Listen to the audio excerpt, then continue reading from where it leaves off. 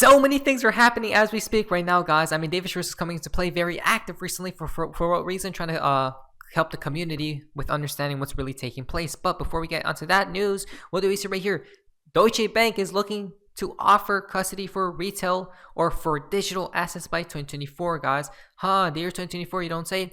Deutsche Bank is looking to offer custody for digital assets by 2024, right? We are also exploring opportunities around tokenizing cash and security assets. In addition, we are looking at ways to enable clients to execute trades for crypto underlying products settled in fiat cash. So all these people are talking about what, guys, right? Digital assets, number one. Number two, heading into this, that would mean we're heading into this digital economy, right? It's all about these digital assets, guys, right? Which is fascinating in the year 2024 as well, by the way. Then SEC versus Ripple case. What's really happening, guys? What's the update? Here we go. Summary judgment decision by May 6th, right? So from Johnny Deaton, quote, if you look at previous cases by Judge Torres, somewhere between the March 6th and May 6th, we will get the ruling. This is the general timeline for the summary judgment decision, end quote. Wow! Guys, that's literally in less than what? A month from now, right? You cannot make any of this stuff up, folks. You cannot make any of this stuff up. So, you know why this is so fascinating, guys? Listen to this. This is how we know we're going to pump and literally never stop because of this right here. So basically, if the case concludes here within the next 30 to 60 days maximum, as the lawyers are suggesting, guys, right? Or the community lawyers are suggesting, that should tell us one thing.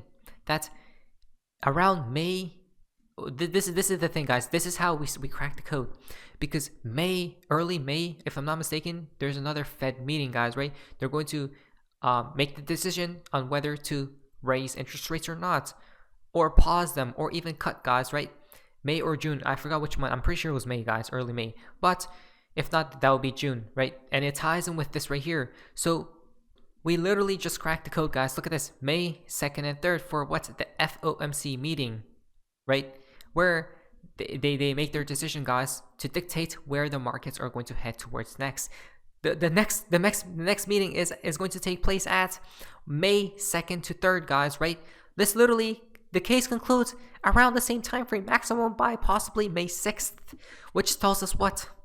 If the Fed pauses here soon, that tells us one thing, guys, right? It's going to tie in with the Ripple versus SEC case concluding, which means everyone will be bullish because the Fed is now pivoting. Then, out of nowhere, suddenly we get this news that possibly either Ripple won or settled and whatnot took place, right? Or XRP will be granted clarity finally after that time, guys, right? Or at that point in time. And it ties in with this right here, right? Do you guys see how this may all be lining up towards a climax? You don't say, guys? Check this out. From Attorney Jeremy, if the judge in the Ripple case wanted to split the baby, she could rule that sales of XRP since mid-2018 were not securities because even the SEC concedes that Ripple's actions had almost no effect on XRP's price since that point in time. As you guys can see right here, the SEC's own expert concedes that from mid-2018 onward, Bitcoin and Ether returns can explain as much as almost 90% of XRP returns. There we go, folks. I can't believe it. Wow. Right. Then we go down here. What could that possibly mean? Ripple will pay a fine, which by my calculations, it could afford. Of course they can, right? Come on, guys. They're literally, what was it? A $1.3 billion lawsuit, by the way, and move forward with its business. And now with XRP being the only crypto with quote-unquote clarity, here we go, guys. There we go. It's finally time. I can't wait. I'm waiting for this case to conclude, guys, and XRP finally be granted clarity because we're literally going to pump and never stop. Hopefully, not financial advice, and it ties in with the Fed meeting right here soon. Don't you see? Possibly, maybe Coinbase will only be selling Bitcoin and. Maybe Coinbase will only be selling Bitcoin and XRP by next year. Everything goes bye-bye possibly, right? It's funny to me that XRP is still delisted to this day, guys. How is that even possible, right? Crazy. Now, here we go from David Schwartz, guys. Here we go. So basically, we see this, which we've seen before, right? And I'm pretty sure David Schwartz agreed to all these points, but then David Schwartz comes out and states this. Let's talk about 10 things. Nobody can speak for the XRP ledger, and these are just my own views. Also, it's dangerous to say something will definitely not happen, right? I'm just talking about what it's reasonable to expect, guys. Let's read this a little bit, guys. Let's go through some points. Number 1. Oh, and by the way, guys, look at this. 1 out of 13. You don't say? Come on, guys. Number 1. XRP, quote, XRP can be pegged to gold, silver, or anything else, end quote. In theory, nothing prevents someone from trying to peg the price, but it's absurd to expect someone to do this when it's virtually impossible to imagine why anyone would want to do that. But it's not impossible, as you just suggested right there. Then 2, XRP can't magically become a stablecoin, right? Someone could offer to redeem XRP at some fixed rate for something else to set a floor price.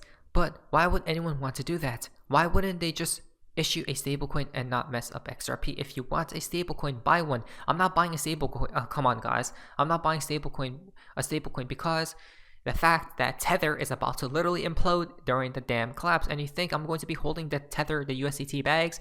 Definitely not, guys, right? Not to mention, I mean, XRP isn't a stable coin right now, but it is at the same time. Why? Because it's a paradox, a contradiction. It isn't because it fluctuates in price, but it is because it moves so quickly that it could be considered a stable coin, right? The transaction speed is literally in seconds, guys, and the price doesn't move as much or not at all, right, during those seconds and whatnot. Check this out, though. And then he states a few more points right here. We're going to skip a few, guys, but the XRP ledger requires electricity to operate. I'm not sure how this could be controversial. We don't have non-electric computers with the kind of capabilities needed to run any blockchain, right? I mean, obviously we don't, guys, but maybe one day we will, right? Free energy and whatnot. So then, quote, XRP has nothing to do with ISO 20022, end quote. ISO 20022 is a messaging standard for payments. XRP is a cryptocurrency, right? Digital asset. While there could certainly be projects using both of these things, there is no real inherent overlap between them. Then Interledger doesn't require XRP. Interledger protocol works with any asset, either for payment or settlement. It works well in conjunction with XRP ledger payment channels. You can use Interledger protocol for pure dollar payments if you wanted to, right? What is interesting is there is no 7 out of 13, guys. What happened to that number 7? I don't know. But we go down here. Next point. Quote unquote, all the money in the world will not run across the XRP ledger. Then he stated, massively scaling blockchains is hard, right? Of course, guys, just look at Bitcoin, right? It's not scale. I mean, the electricity wise, right? Proof of, you just mine and mine and mine. It's not scalable, guys, right? Because as we stated up above, we don't have free energy, right? That doesn't limit use of XRP to denominate payments or using payment channels, IU, derivatives, etc. Most of the world's payments don't belong on a public blockchain, right?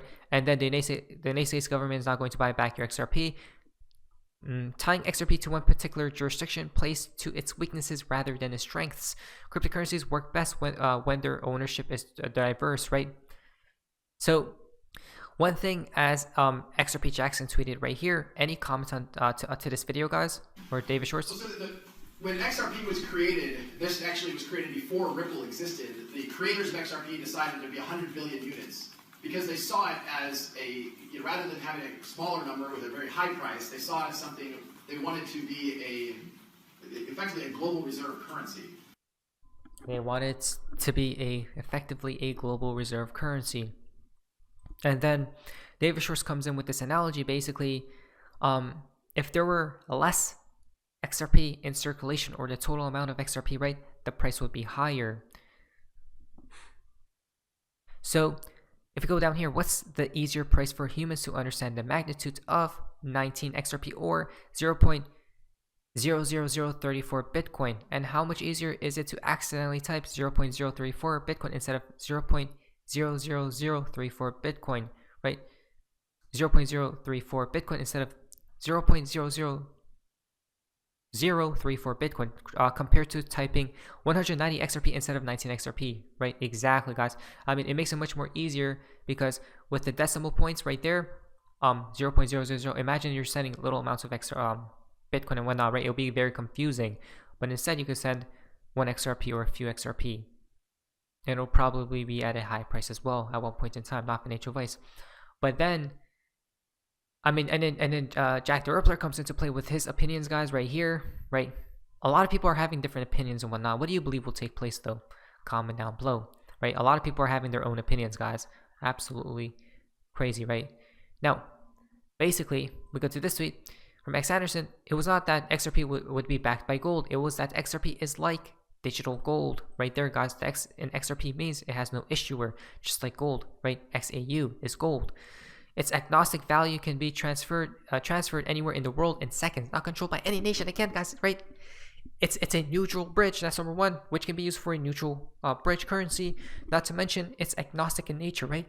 It has no bias towards any one specific location in the world, guys, right?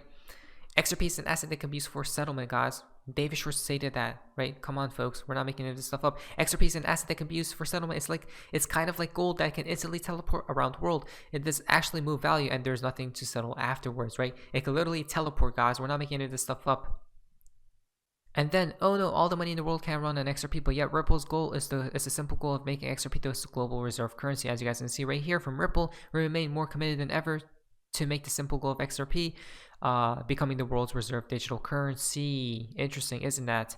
And then from Interledger, the co-creator, Stephen Thomas, with the technologies we have helped build at Ripple, XRP, and Interledger, we can process trillions of transactions per second without any central authority. That's absolutely crazy, right? Now, some people are stating that sounds more like make them believe it's worthless. Meanwhile, gear is still matching piece by piece, right? It's all FUD.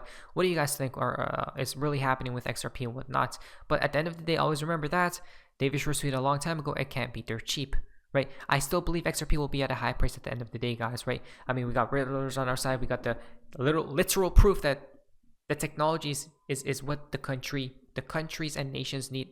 At this point, look at the bank runs that were occurring, guys, right? We're about to enter systemic failure of the global financial system.